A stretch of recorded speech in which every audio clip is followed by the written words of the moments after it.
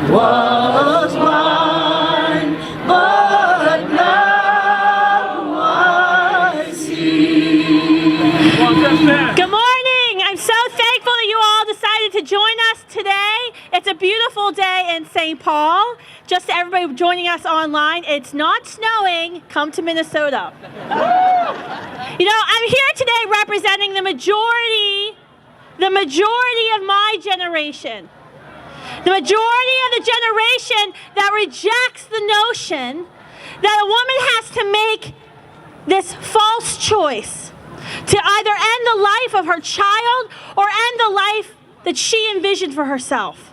I'm here because the majority of my generation rejects the violence of abortion. That's right. I'm here because the majority of my generation rejects the lies of Planned Parenthood and the abortion industry. I'm here today representing the pro-life generation because we are the majority in the United States of America. Look, the Planned Parenthood right in front of me, they're not only responsible for more than 300,000 abortions every year in our country, 890 preborn little girls and little boys every day, but they're responsible for the betrayal of the women of our nation. The women they claim to serve. They betray women because they tell her she has no other choice than to have an abortion. That abortion is the way to achieve the life she's always envisioned for herself. But the fact is, the moment she walks in those doors, there is no choice. 94% of pregnant women who walk into this Planned Parenthood will receive an abortion. Planned Parenthood is not about health care. They're about abortion care. They're about abortion no matter what.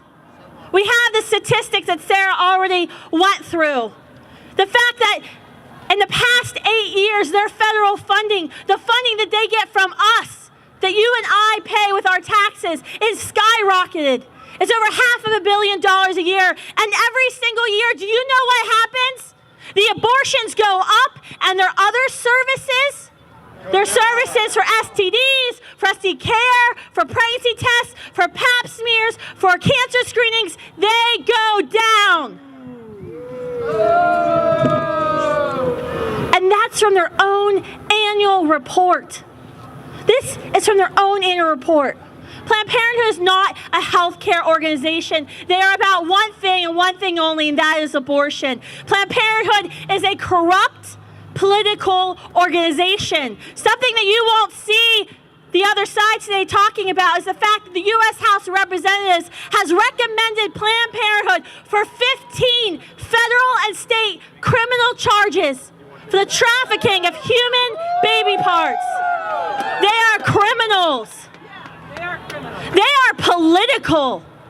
This fall, Cecile Richards, Planned Parenthood's president, was on the cover of Rolling Stone bragging about how Planned Parenthood was investing more than $30 million into the election. She said in 2008 that she wanted Planned Parenthood to be the premier kick-butt political organization in our country. But guess what? They lost. They lost that election. Do you know what Planned Parenthood said last month?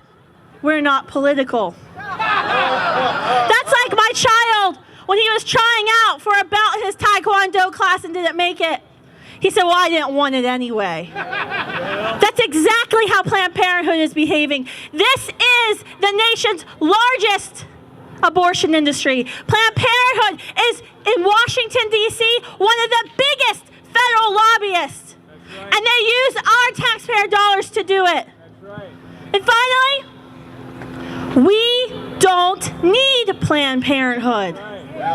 Let's repeat that. We don't need Planned Parenthood. American women don't need Planned Parenthood. Babies don't need Planned Parenthood.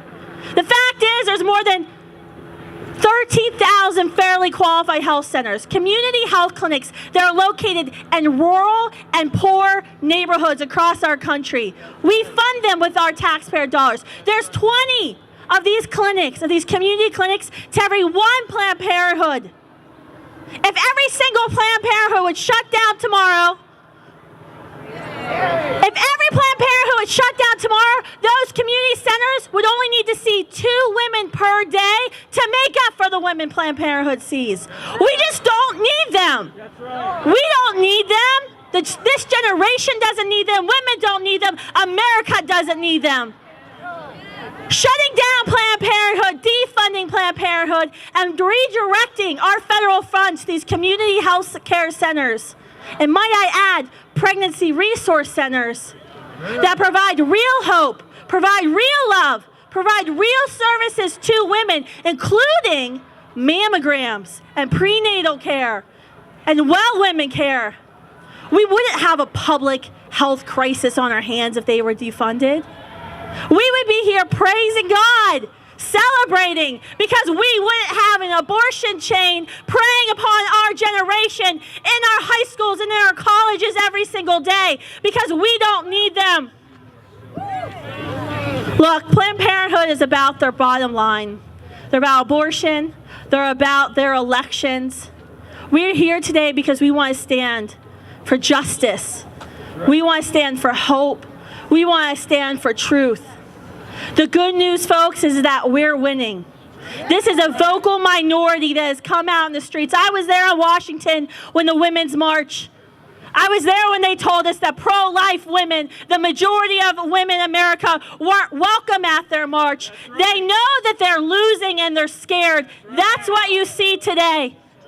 They're scared because they know there's over 1,100 Students for Life and pro-life groups on college campuses across this country. They're scared because they look at the same polls that you and I do, that the majority of Americans oppose taxpayer funding of abortions, that the majority of Americans oppose late-term abortions. The majority of millennials, 53%, actually believe abortion should be illegal in all or most cases.